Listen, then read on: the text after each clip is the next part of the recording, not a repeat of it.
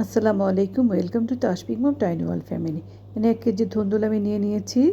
এটাতে একটা রেসিপি করব, আপনাদের সাথে শেয়ার করছি ইনশাল্লাহ।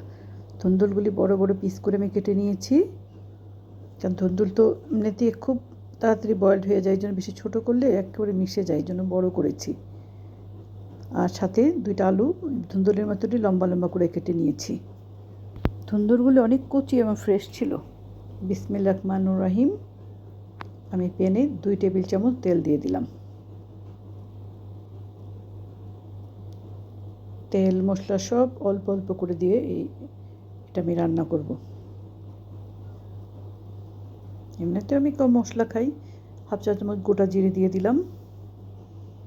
জিরা ভাজা সুন্দর একটা অ্যারোমা বের হয়ে গেলে তারপর অন্য কিছু আমি অ্যাড করবো, এই জন্যই জিরাটা আগে একটু দিয়ে দিই আমি। একটা পেঁয়াজ, 2টা কাঁচামরিচ আমি চিড়ে দিয়ে দিলাম।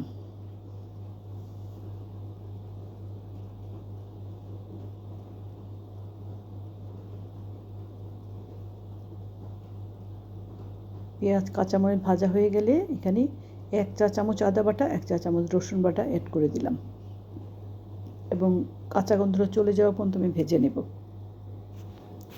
আদা রসুনটা ভাজা হয়ে গিয়েছে, আমি হলুদ, মরিচ, ধনিয়ার গুঁড়া হাফ চা চামচ করে অ্যাড করে দিলাম।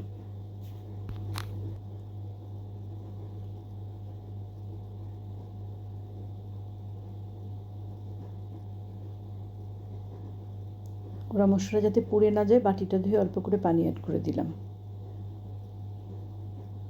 আর একটু পানি দিয়ে দিলাম, কারণ পানি আর দিব না, এমনি ধুন্দুলে প্রচুর পানি ওঠে।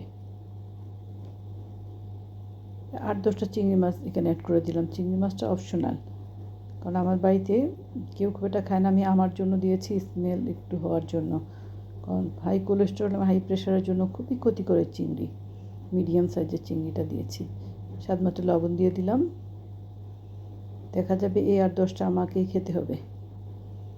আলুটা অ্যাড করে দিলাম, যেহেতু আলুটা বয়েলড হতে সময় লাগে, তো ওই জন্য আগে একটু আলুটা দিয়ে দিলাম।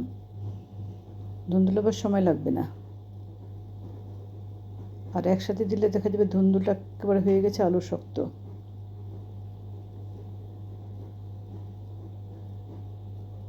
আমি ঢেকে ঢেকে রান্না করছি, কারণ সিজনাল জ্বরে কিছুই খেতে ভালো লাগে না, তখন মাছ মাংস কোনো কিছু না। আমি ধুন্দুলটা অ্যাড করে দিলাম, তখন একটু হালকা মশলার তরকারি খেতে একমাত্র ভাল লাগে, এই জন্য এটা আমার করা। আমি ঢেকে ঢেকে রান্নাটা করছি।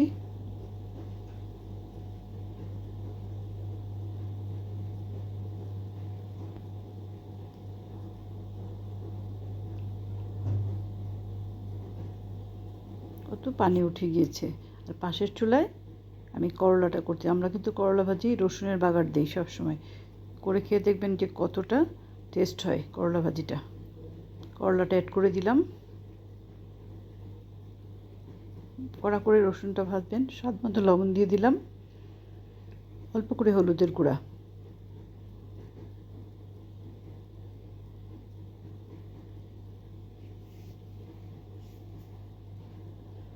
আর 3-4টা কাঁচামরিচ চিড়ে দিয়ে দিলাম।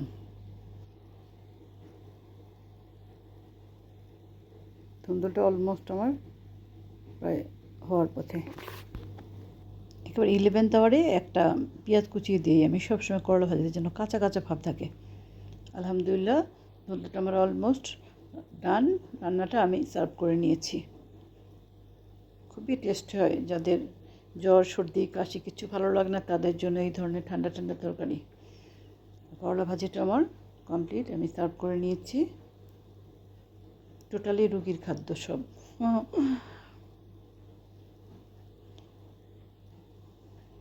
রসুনের বাগারে করলা ভাজি, ধুন্দুল, আলু, চিংড়ি মাছ দিয়ে অল্প মশলার তরকারি আর পাতলা ডাল। আলহামদুলিল্লাহ, সি ইউ নেক্সট ভিডিও ইনশাল্লাহ। আল্লাহ হাফেজ। সবাই সুস্থ হেফাজতে থাকবেন আপনারা। ধন্যবাদ।